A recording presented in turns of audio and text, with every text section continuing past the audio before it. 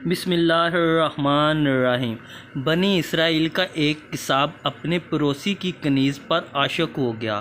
اتفاق سے ایک دن کنیز کو اس کے مالک نے دوسرے گاؤں کسی کام سے بھیجا۔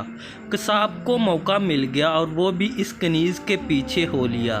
جب وہ جنگل سے گزری تو اچانک کساب نے سامنے آ کر اسے پکڑ لیا اور اسے گناہ پر آمادہ کرنے لگا۔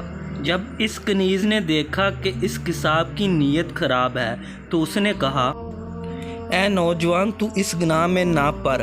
حقیقت یہ ہے کہ جتنا تو مجھ سے محبت کرتا ہے اس سے کہیں زیادہ میں تیری محبت میں گرفتار ہوں، لیکن مجھے اپنے مالک حقیقی عز و جل کا خوف اس گناہ کے ارتکاب سے روک رہا ہے۔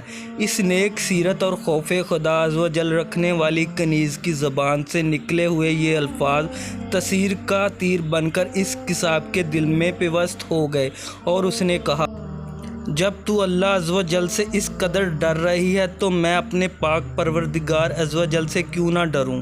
میں بھی تو اسی مالک عز و جل کا بندہ ہوں۔ جا تو بے خوف ہو کر چلی جا۔ اتنا کہنے کے بعد اس کساب نے اپنے گناہوں سے سچی توبہ کی اور واپس پلٹ گیا۔ راستے میں اسے شدید پیاس محسوس ہوئی، لیکن اس ویران جنگل میں کہیں پانی کا دور دور تک کوئی نام و نشان نہ تھا۔ قریب تھا کہ گرمی اور پیاس کی شدت سے اس کا دم نکل جائے۔ اتنے میں اسے اس زمانے کے نبی کا ایک قاصد ملا۔ جب اس نے کساب کی یہ حالت دیکھی تو پوچھا، تجھے کیا پریشانی ہے؟ کساب نے کہا، مجھے سخت پیاس لگی ہے۔ یہ سن کر قاصد نے کہا، ہم دونوں مل کر دعا کرتے ہیں کہ اللہ عز و جل ہم پر اپنی رحمت کے بادل بھیجے اور ہمیں سیراب کرے، یہاں تک کہ ہم اپنی بستی میں داخل ہو جائیں۔ کساب نے جب یہ سنا تو کہا، میرے پاس تو کوئی ایسا نیک عمل نہیں جس کا وسیلہ دے کر دعا کروں۔ آپ نیک شخص ہیں، آپ ہی دعا فرمائیں۔ اس قاصد نے کہا، ٹھیک ہے، میں دعا کرتا ہوں، تم آمین کہنا۔ پھر قاصد نے دعا کرنا شروع کی۔ کساب آمین کہتا رہا۔ تھوڑی ہی دیر میں بادل کے ایک ٹکڑے نے ان دونوں کو ڈھانپ لیا۔ وہ بادل کا ٹکڑا ان پر سایہ فگن ہو کر ان کے ساتھ ساتھ چلتا رہا۔ جب دونوں بستی میں پہنچے تو کساب اپنے گھر کی جانب روانہ ہوا اور وہ قاصد اپنی منزل کی طرف جانے لگا۔ بادل بھی کساب کے ساتھ ساتھ رہا۔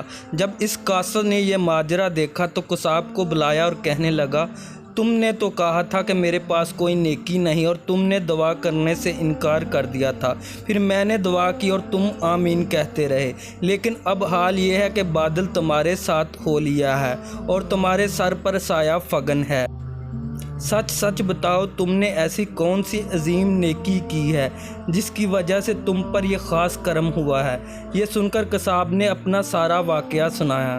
اس پر اس قاصد نے کہا، اللہ عز و جل کی بارگاہ میں گناہوں سے توبہ کرنے والے کا جو مقام و مرتبہ ہے وہ دوسرے لوگوں کا نہیں۔ بے شک گناہ سرزد ہونا انسان ہونے کی دلیل ہے، مگر ان پر توبہ کر لینا مومن ہونے کی نشانی ہے۔